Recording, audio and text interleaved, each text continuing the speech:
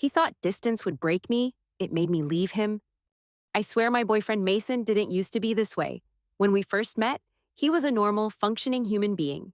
He laughed easily, held my hand like he meant it, and didn't consult a panel of faceless men on the internet about how to treat women.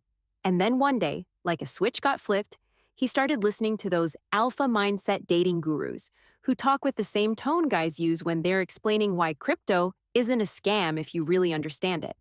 He started testing me. At first, it was subtle. He forgot to text me goodnight.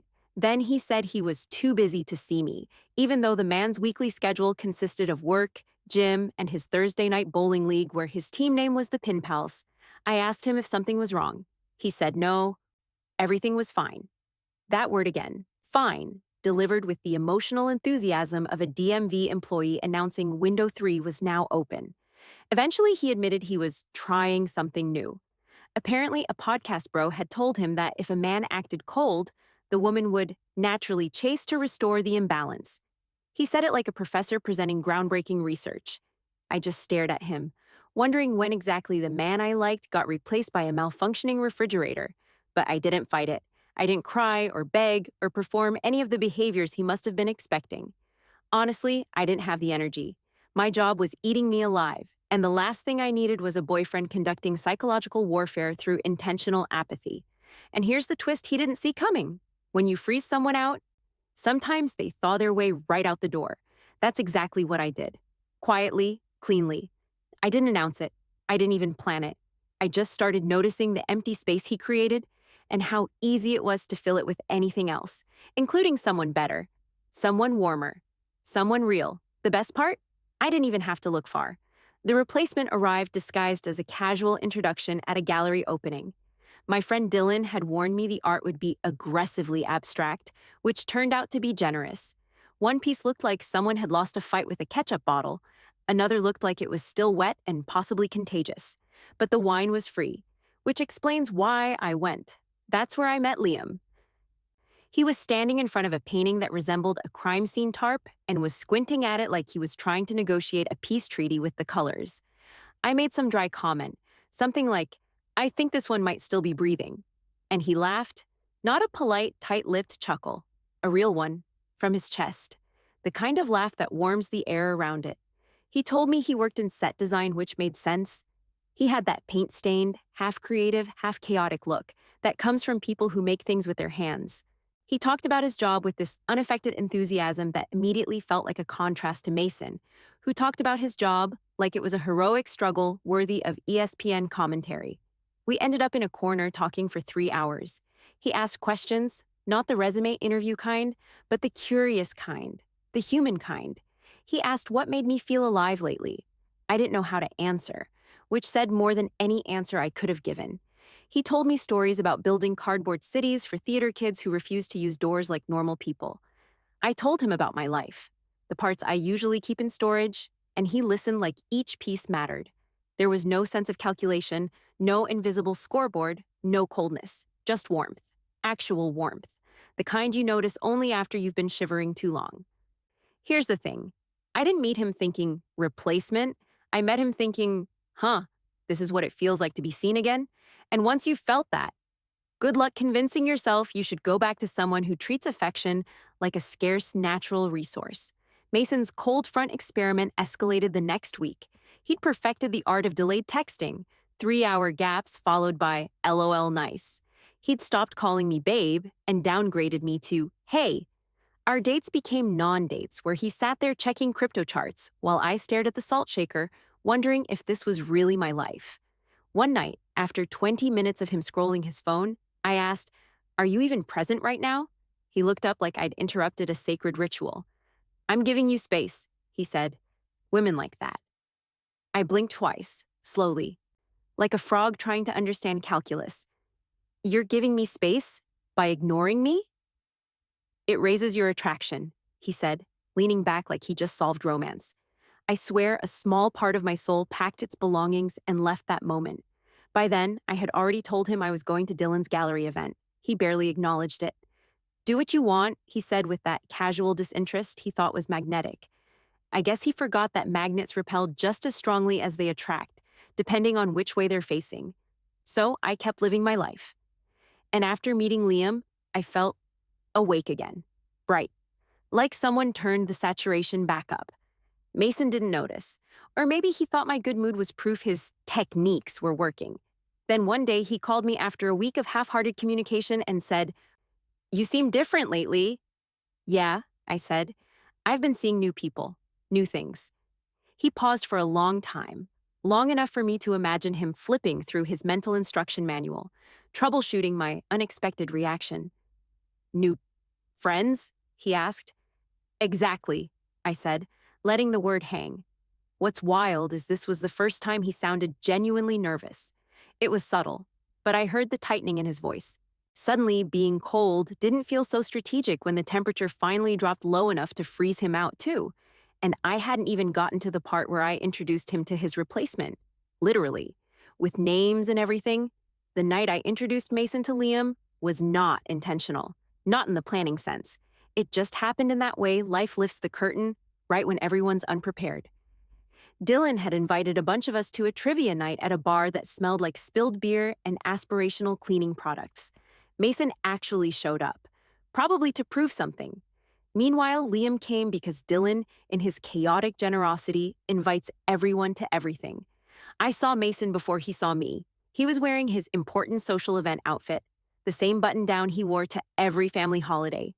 The sleeves always rolled like he just finished a deeply personal task involving power tools. He looked expectantly bored, which was his new signature expression.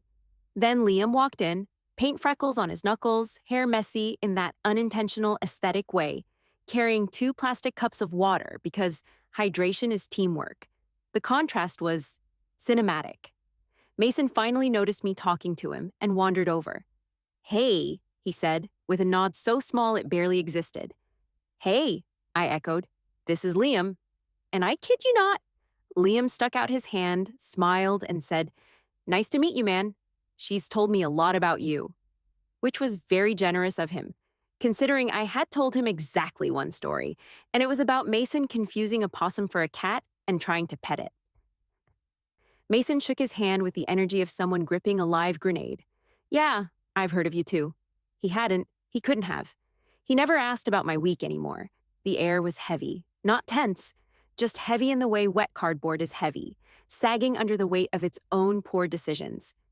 Trivia started, but Mason wasn't paying attention. He kept glancing between me and Liam with a look I can only describe as, "I didn't think the simulation would produce a rival." Meanwhile, Liam, warm, friendly, fully present. At one point, I laughed, actually laughed, and Mason turned his head sharply, like an animal hearing a predator. Except the predator was simply another man being kind.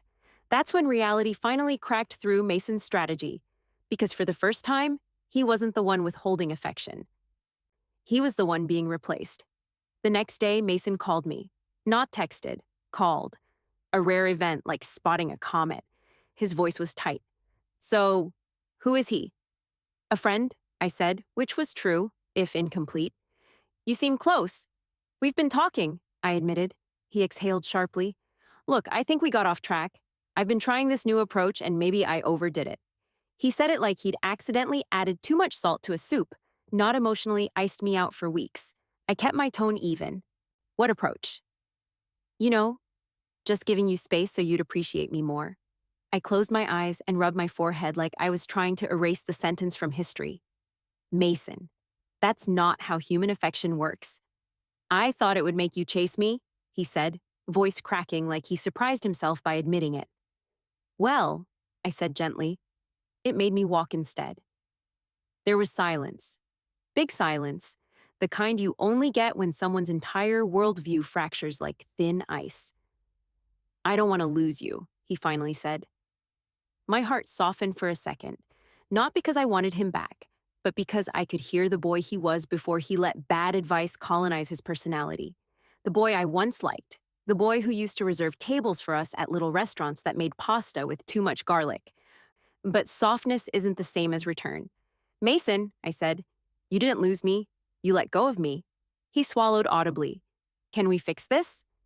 "Maybe," I said, "but not in the way you think. Because here's the truth I didn't say out loud. You can't fix something by trying to pretend it never broke. And you definitely can't fix something by using manipulation as a foundation. He asked if we could meet up to talk. I told him I'd think about it. What I didn't tell him was that I already had plans. With Liam, not romantic plans, not yet.